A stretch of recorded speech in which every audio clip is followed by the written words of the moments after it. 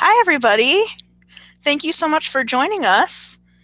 And we are very excited to welcome AV Geiger. And she is a YA debut author. And she's recently released her first novel, which is titled Follow Me Back. So welcome and thank you very much for chatting with us tonight. We very much appreciate it. We're going to go ahead and just ask you to start off with just a brief introduction and tell us a little bit about yourself. Hey everyone, I'm AV Geiger, and this is my book, Follow Me Back. This is my debut novel, and I actually followed kind of an unconventional path to be sitting here today. I first posted this story online on a website called Wattpad, which some of you may have heard of. It's a story sharing website that's gotten very popular over the past few years. And I first wrote stories online there starting in around 2013. I wrote this story, Follow Me Back, around the end of 2014, and it was just an online thing that got popular. And it ended up going #1 in the mystery thriller category on that website. And it just so happened that there was a literary agent from New York City online trolling for talent, and she read it on there, and she reached out to me and asked if I had ever considered publishing. So long story short, here I am 2 years later with this beautiful book and a sequel coming out in another year. So it's all been kind of a whirlwind. A little more about the book. It's the story of Tessa, who is a girl with agoraphobia, which is an anxiety disorder. And she does not leave her house at the start of the book. She is spending all of her time online on the online fandom of a celebrity. And his name is Eric Thorne. He's my fictional celebrity that I made up. And he tells the other half of the story. So he has his own set of problems that Tessa knows nothing about. And the story unfolds as the two of them interact online. And of course, things don't go well because they never do. So that's the story. I wrote it after spending a ton of my own time in an online fandom for real on Twitter and getting to know that whole world. So you're welcome to post questions for me about that or about writing and publishing or anything else. And let's see, I already have a question. So first, you're an epidemiologist. How did you get started writing? So yes, I had a day job as an epidemiologist, which is what I went to grad school for and everything. And then when I had children, I took some time off for maternity leave. And I had twins at the time. So it was very intense. And I was myself feeling very socially isolated as a result of that experience. And so that's why I sort of turned to social media and Wattpad and that whole world to have an outlet for myself. And I started writing as part of all of that. So it was something that started as a hobby, a creative outlet. It didn't start as a serious career change at the time, but it just slowly but surely took over my life, where at this point I am full-time writing. I haven't been working as an epidemiologist for almost a year now, which is kind of sad because I miss it. But I'm loving this whole new adventure in my life. It's pretty exciting. Let's see the next one. The format of your book, Follow Me Back, is a combination of police reports, Twitter DMs, and narrative. Can you tell us about how social media influenced the format? Well, social media was a huge part of my own daily life when I was first coming up with this plot. Like I said, I was embroiled in an actual online fandom of a band and spending a lot of time on that. And my stories that I had written before Follow Me Back, a lot of them were fan fiction about this band. So I had some reason to write this book, and it does have something to do with my own life and what I was experiencing, and just things that I witnessed while I was part of that world. And I turned it all into this very convoluted, twisty plot with lots of unexpected plot twists. But Twitter plays a huge role in a lot of my inspiration. Let's see, next one. Can you tell us about the process of getting your book published? Yes. So I was very lucky. I got to skip over a whole step that most authors go through, where they query for a literary agent. That's usually the first step. You write a manuscript and then you query for a literary agent in order to get a traditional publishing deal. In my case, the literary agent found me, so I got to skip that step, but we still had to do all the other steps. So first, the book that I had posted online was a first draft, and it was not in a polished state that it needed to be in to start submitting it to publishers. So we did a whole 3-round edit, just me and my agent, before we did anything else, where I really changed around the structure and got it into shape so that it would be ready to be read. And then after all of that, it went out on submission to publishers. And that whole process takes months and months. Eventually, we got an answer back from Sourcebooks, who is now the publisher of the book. And I think I sold it in the very end of 2015. So about a year after I had originally wrote the first draft. And then the book itself came out in June 2017. So then there were a year and a half where we were doing more edits with the publisher and getting the book completely ready and polished and beautiful and in the shape you see it now. So it's quite a lengthy process. Many, many, many rounds of edits go into producing a book. Let's see. What is your writing process like?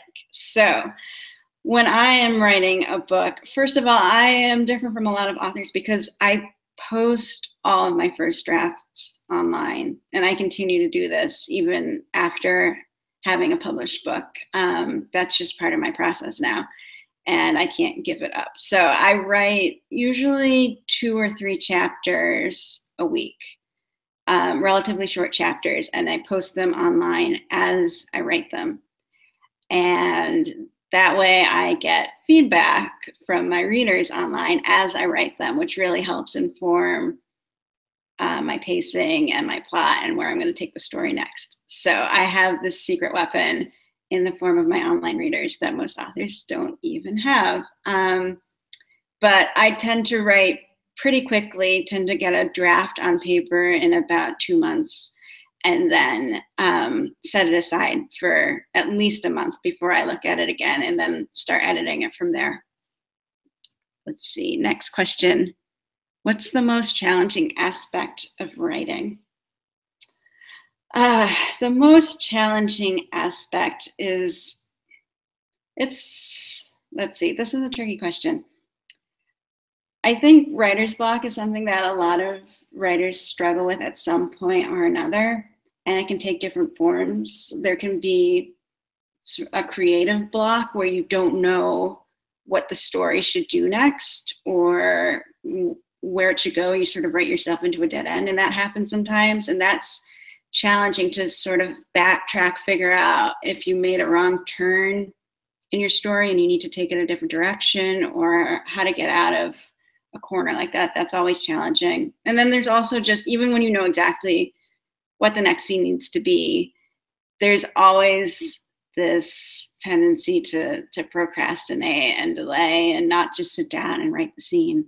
That's a different kind of writer's block that's called procrastination. And that's something I struggle with too. But it helps to have deadlines, because that really forces you to just get your butt in the chair and write. Let's see, next. There's an audio version of your book. Did you have any involvement in that production? Have you listened to the recording? Yeah, I had no involvement at all in the production. So it was a big surprise to me when they finally put the sample up on Audible. then I got to finally listen to my own book, and I've now listened to most of it.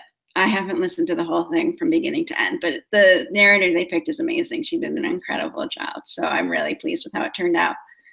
Let's see. What is your favorite word? Oh, what is your least favorite word?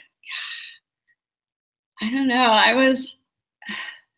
I'm trying to think. What is my favorite word? Supercalifragilisticexpialidocious, because it's long. What's my least favorite word is probably moist. It's such a cliche, but it's probably moist. Sorry. Let's see, what's next? What scares you? But doesn't scare me, right? Public speaking? No. What scares me the most? I guess, getting to the end of your life and feeling like you didn't accomplish everything that you wanted to. That's probably my biggest fear. And that's what drives me too. So let's see, what's next? What makes you laugh? What makes me laugh? My kids. I have 2 kids, and they're hilarious. They're 6-year-olds now. And I don't know, a good TV show, Seinfeld. Let's see. If you had to choose a career other than what you currently do, what would you do? Well, I already have 2 careers between being an author and public health research, which is the other thing that I do. And I kind of love both of them. One is very creative and verbal, obviously, and the other is very quantitative, and I do coding and statistics and stuff like that. So it's a good balance, I think, between the two. I can't imagine adding anything else to the mix, unless I could sing. If I could sing, then obviously I would be a pop star, because who wouldn't? Let's see. What profession would you never want to do? I don't know. Gosh. Oh, I guess a lawyer, just because it seems like it wouldn't be very interesting. But I just say that because that's what my brother does in sibling rivalry. So what's next? What is your favorite place to travel to? Paris. It has to be Paris, because the croissants are just so good, and the coffee and the food. If you haven't been, you should try to get there eventually, because there's no place like Paris. Let's see. Do you have any distinct memories of an interaction in a library or with a librarian? I have many memories in a library, because I spent a great deal of my childhood going to the library. The library where I grew up in Rochester, New York, and the public library there has in its children's section a secret room. It's one of these bookcases. It just looks like a bookcase, but it actually has a hinge, and it turns and it can open. So when I was a kid, I was completely blown away by the existence of the secret room. It was amazing. And I remember going there on a field trip when I was a young girl, and the librarian opened it, and it was the most mind-blowing thing. So I've always been in love with that library, although I haven't been back there in a while. Let's see. What have you read in the last year? Well, the last year has been interesting, because I had this book coming out, and I was in a group with a whole bunch of other debut young adult authors. And so I've been reading a ton of advanced reader copies of different books that are coming out. Some of them have come out at this point, and others are still in the works. But it's been really fun to get to know other people going through the same process and read what they're writing. And I've gotten an even better sense for YA and what's current and what's going on in young adult literature right now by doing that. So it's been exciting, and hopefully I'll get to continue seeing all of those books as we all now have finished our debut year and are going into our sophomore novels. And so I'll get to read all of those next. Who are your favorite authors? Oh, so this is interesting. I get asked this question a lot, and I read very widely. I read all kinds of things, but I was thinking about it when I was a teenager. Who are my favorite authors? And the funny thing is, it was all romantic suspense. I was going back and looking through my bookshelf from when I was a teenager and what books I used to read. And it's Mary Higgins Clark, and Phyllis Whitney was one of them. And then Barbara Vine, who wrote psychological thrillers. I used to love her. And I sort of had gotten away from reading all of that. And as an adult, I'd been reading, more literary fiction and all kinds of other things. But when I go back and look at what I liked as a teenager, it's what I ended up writing for my own debut novel, which is kind of funny to me. Who is your favorite fictional character? I don't know. Everybody probably says Harry Potter or something, right? But I'm not going to say that. That's so boring. My favorite fictional character is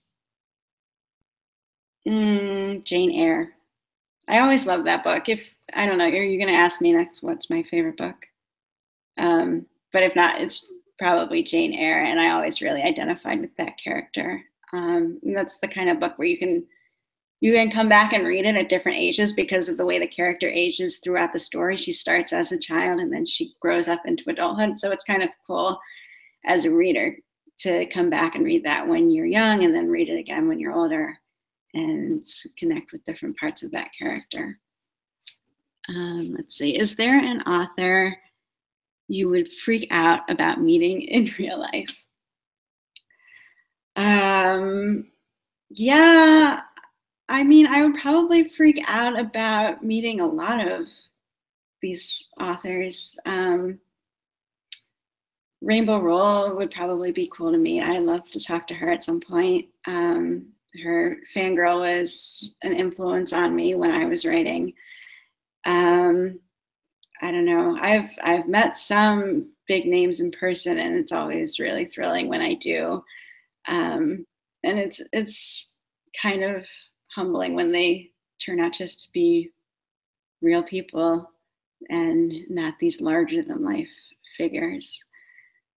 Let's see, what projects are you working on currently? Well, I have book 2. So this novel, Follow Me Back, has a sequel. And that book is pretty far along in edits right now. So it's gone through, I wrote the first draft in 2015, probably a couple of years ago. And then I set it aside and I picked it back up around January and did a very substantial edit. So almost a complete rewrite. I changed a ton of the plot. I changed a lot of the twists and turns, and I wanted to make it fresh and different so that people who had read it online already would have a whole new book 2 to discover when it comes out in print. So I've been working on that. It's gone through various rounds of editing and it's still going on. Copy editing is next. And I've started turning my attention to what my third published book is going to be. So that's still kind of a question mark. We're going back and forth with my editor right now, trying to figure that out. And it'll probably be another romantic thriller of some kind, hopefully, but we'll see if it's set in the same Follow Me Back world or if it'll be a completely separate standalone, still to be determined. Let's see, what advice would you give your teenage self? I guess life is long and full of twists and turns. See, it sounds just like my novel, but it's true. And I think I put too much pressure on myself when I was a teenager to try to figure everything out right then and there, figure out what I wanted to do with my life and what I should major in college, where I should go to college. And A lot of those decisions that seem so important and life or death when you're a teenager, they turn out in the long run not to have mattered all that much. So don't put too much pressure on yourselves. Especially if you're a perfectionist like I was when I was a teenager, sometimes you just gotta roll with the punches and everything will work out. Let's see.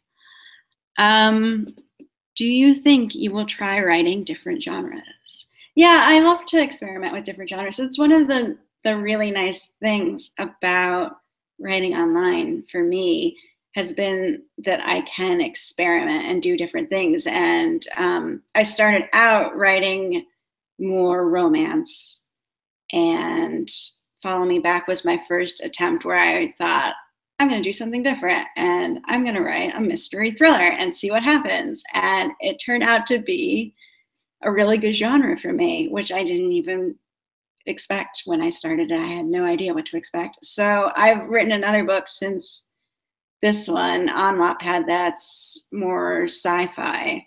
And that was my first try at sci-fi. I don't know if anything will ever come of that book or if that'll just be an online story. But I had a lot of fun writing it, and it's really fun to experiment in that sort of low pressure format where anything goes. Let's see. When you write, are you aware of who your target audience is? When I first started writing, I didn't really think I had an audience. I was writing for myself as something fun, and I didn't think anybody would ever read it. So I threw it up online to see if anybody would be interested, and it was all a big surprise when people started actually reading it and responding to it, and my work started getting more and more popular.